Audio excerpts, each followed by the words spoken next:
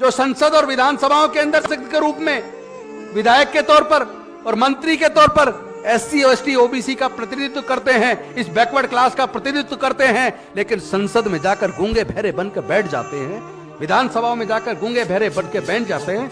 कि ऐसे लोगों को समाज का नेतृत्व करना चाहिए, कोई हक है उन्हें? एससी एसटी ओबीसी के 300 से ज्यादा सांसद होने के बावजूद जातिगत जनगणना नहीं करा पा रहे। शर्म की बात है। जो लोग समाज की लड़ाई को ना लड़ सके उन्हें नेतागिरी छोड़ देनी चाहिए।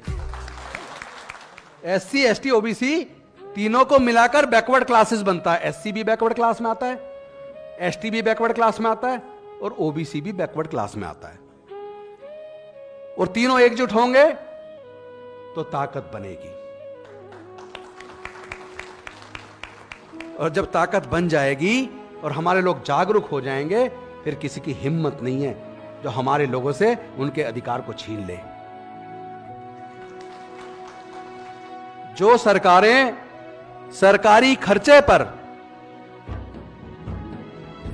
देश के बच्चों को सरकारी खर्चे पर पढ़ा ना सके, जो सरकारें हमारे बच्चों की पढ़ाई का खर्चा ना उठा सके, जो सरकारें हमारे लोगों के इलाज का खर्चा ना उठा सके, ऐसी सरकारों को सत्ता में बने रहने का कोई हक नहीं है। अब अपने समाज को तैयार करना पड़ेगा।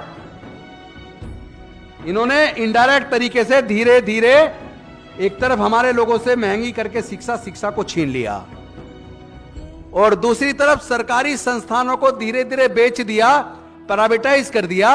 और जो भी सरकारी संस्थान बिक गया, चाहे वो बैंक हो, चाहे वो पेट्रोलियम कंपनियां हो, चाहे वो गैस कंपनियां हो, चाहे वो एयर इंडिया हो, चाहे वो रेलवेज हो, जो चीज बिक जाएगी वहां एससी एसटी ओबीसी का रिजर्वेशन खत्म हो जाएगा। और वो इन्होंने कर दिया।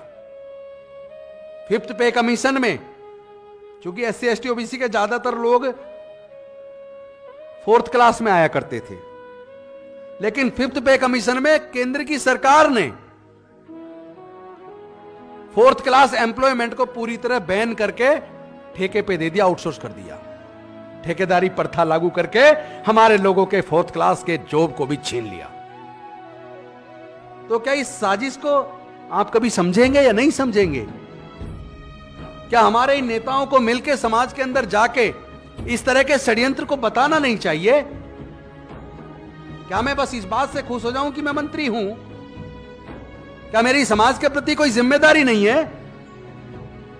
क्या मैं बहुजन समाज के लोगों को, मूल निवासियों को, बैकवर्ड क्लास के लोगों को जागरूक करके उनके हक अधिकार के बारे में ना बताऊं?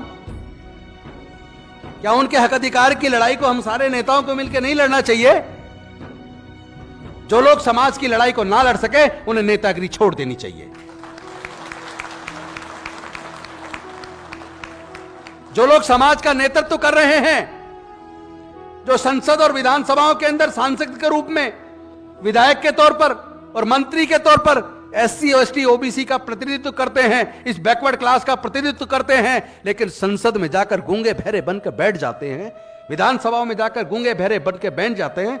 कि ऐसे लोगों को समाज का नेतृत्व करना चाहिए, कोई हक है उन्हें?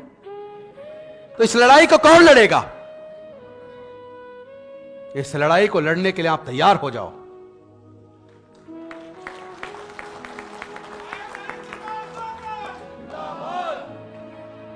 इसके लिए आप अपने आप को तैयार करो। अगर आपके अंदर दम है, ऐसे लोगों को बाहर निकाल रास्ता दिखाओ और आप जाके नेतृत्व करो। एससी एसटी ओबीसी के 300 से ज्यादा सांसद होने के बावजूद जातिगत जनगणना नहीं करा पा रहे। शर्म की बात है ये। इस लड़ाई को हम आप सब मिलकर लड़ेंगे।